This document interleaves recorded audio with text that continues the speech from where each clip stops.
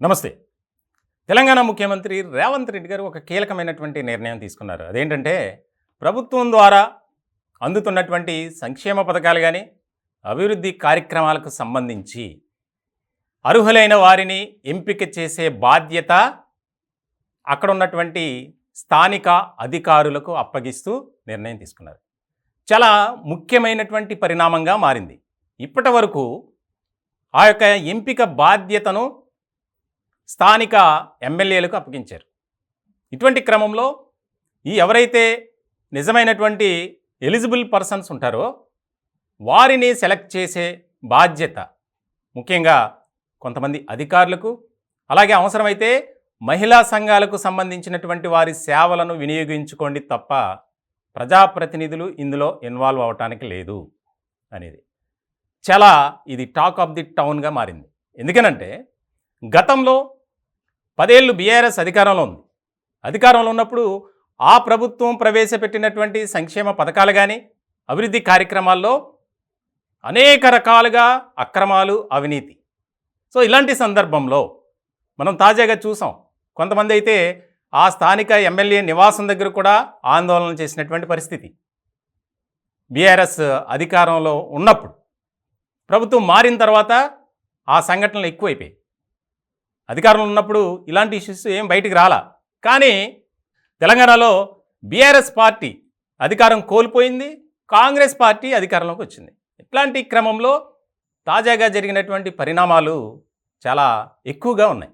ముఖ్యంగా దళిత బంధు కానీ, రైతు బంధు కానీ అనేక రకాల పథకాల విషయంలో మీకు ఆ యొక్క స్కీమ్ను వర్తింపచేస్తామని చెప్పి లక్షల్లో డబ్బులు గుంజుకున్నారు, మాకు న్యాయం చేయండి మహాప్రభు అని చెప్పి ముఖ్యమంత్రి రేవంత్ రెడ్డి గారి దగ్గరికి వెళ్ళినటువంటి సందర్భం. తెలంగాణలో 10 ఏళ్లలో స్కీముల పేరుతో అన్నీ స్కామ్లే. సో ఇలాంటి సందర్భంలో చాలా కీలకమైనటువంటి పరిణామంగా ఇది మారింది. ఎక్కడా కూడా ప్రజాప్రతినిధి అనే వ్యక్తి లాబీయింగ్ అనేది ఉండకూడదు. నిజమైనటువంటి లబ్ధిదారున్నే మనం ఎంపిక చేయాలి. కాబట్టి ఏదైతే ప్రజాపాలనలో వచ్చినటువంటి అప్లికేషన్స్ ఉన్నాయో వాటిని బేస్ చేసుకుని, రేషన్ కార్డు ఆధారంగా చేసుకుని గ్రౌండ్ లెవెల్లో పరిశీలన చేయాలి. ప్రతి అంశంలో చాలా క్లియర్ కట్ ఇన్ఫర్మేషన్ అనేది ఉండాలి. ఆ తదుపరి ఎంపిక జాబితా అనేది ఉండాలి. ఇలాంటి సందర్భంలో ఒక ఆసక్తికరమైనటువంటి చర్చ కూడా జరుగుతుంది. కాంగ్రెస్ పార్టీలో ఉన్నటువంటి ఎమ్మెల్యేలు కూడా ఇదేంటి ఇలా జరిగింది, ముఖ్యమంత్రి గారు ఏంటి ఈ నిర్ణయం తీసుకున్నారని. ఎందుకంటే సాధారణంగా ఆయా నియోజకవర్గాలకు సంబంధించి ఎవరైతే లబ్ధిదారులు ఆలోచన చేస్తారో ఈ పథకం మాకు వస్తే బాగుంటుందని, దానికి సంబంధించి ఫస్ట్ వెళ్ళేది వినతి పత్రం తీసుకొని ఎమ్మెల్యే నివాసం దగ్గరికి. ఇలాంటి సందర్భంలో ఇక ప్రజలు ఎవరు ఎమ్మెల్యేతో పెద్ద పట్టించుకోరు. సో ఇటువంటి క్రమంలో ఒకసారి ఆలోచించండి, మమ్మల్ని కూడా ఇన్వాల్వ్ చేయండి అనే ఒక ప్రతిపాదన పెట్టేందుకు కూడా తెలంగాణలోని కాంగ్రెస్ ఎమ్మెల్యేలు ముఖ్యమంత్రి రేవంత్ రెడ్డి గారిని కలిసే ఆలోచనలో ఉన్నట్లు తెలుస్తుంది. మొత్తానికి చాలా కీలకమైనటువంటి పరిణామం ఇది. ఎందుకనంటే తెలంగాణలో గతంలో జరిగినటువంటి అవినీతి అక్రమాలకు ఎక్కడా కూడా మనం చోటు ఇవ్వకూడదు. కాబట్టి మనం తీసుకునేటువంటి నిర్ణయాలు ప్రజాపాలనకు సంబంధించి మనం ఏదైతే ఎన్నికలకు ముందు వాగ్దానం చేశామో ఆ వాగ్దానం చేసినటువంటి క్రమంలోనే ప్రజలకు సుపరిపాలన అందించాలి. ఇందిరమ్మ రాజ్య స్థాపన కోసం ప్రతి ఒక్కరూ పనిచేయాలి. ఈ కాన్సెప్ట్లోనే ప్రభుత్వ పథకాలు అర్హులైన వారికి అందించాలి.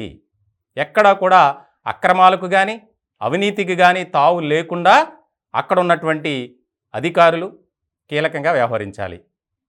అప్పటికి కూడా ఈ పథకాలకు సంబంధించి అర్హులైనటువంటి వారి జాబితాలో ఏమైనా అక్రమాలు చోటు చేసుకుంటే ఆ సంబంధిత అధికారిపై తప్పనిసరిగా వేటు పడుతుంది అనే ఆదేశాలు కూడా ఇచ్చారు. ఇది చాలా కీలకంగా మారింది. ఇప్పటికే 100 రోజుల్లో 6 గ్యారంటీలు అమలు చేస్తామన్నారు. ఒక్కొక్కటిగా చేసుకుంటూ వస్తున్నారు. ఇంకా 100 రోజులకి గడువు కూడా లేదు. ఇలాంటి సందర్భంలో వేగం పెంచండి. ఇంకా కొన్ని పథకాలకు సంబంధించి స్క్రూటినీ జరుగుతుంది. అప్లికేషన్స్ 1 వారం గడువు ఇచ్చారు.